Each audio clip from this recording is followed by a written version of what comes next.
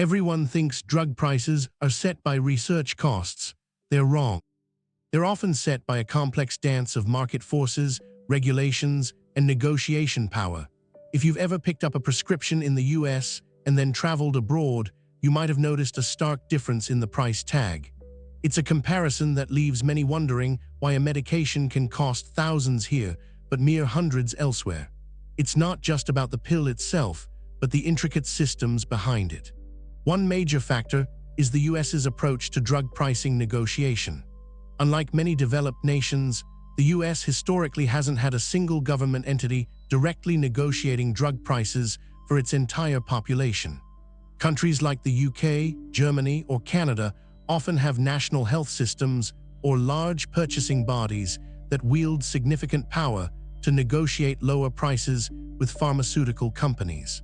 Imagine a single massive buyer for an entire country versus thousands of smaller buyers in the US, each with less leverage. This fragmented purchasing power in the US means pharmaceutical companies can often set higher prices here, recouping research and development costs that might be spread across a global market. Another piece of the puzzle is patent protection. When a new drug is developed, it receives a patent, giving the pharmaceutical company exclusive rights to sell it for a period, typically 20 years from the patent filing. This exclusivity allows them to set prices without direct competition, fostering innovation, but also leading to higher costs during that protected period.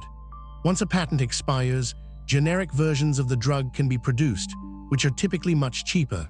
However, the lifespan of these patents and the speed at which generics enter the market can vary, impacting overall costs. The US system often allows for longer periods of market exclusivity compared to some other nations. Marketing and advertising also play a role. The US is one of only 2 countries globally, the other being New Zealand, that allows direct-to-consumer advertising for prescription drugs. These extensive marketing campaigns, while informing consumers, also represent significant costs that are ultimately factored into drug prices. The distribution chain itself adds layers of complexity and cost.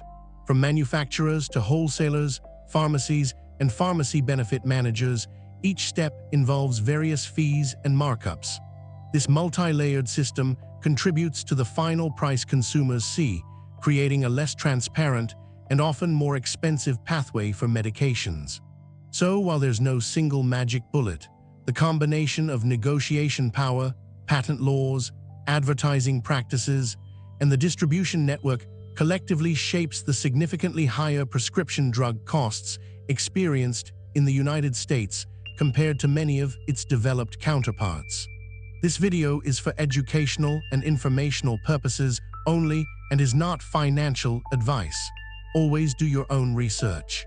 If you're curious about the why behind everyday costs and complex systems, hit subscribe so you don't miss our next deep dive. This video is for educational and informational purposes only and is not financial advice. Always do your own research.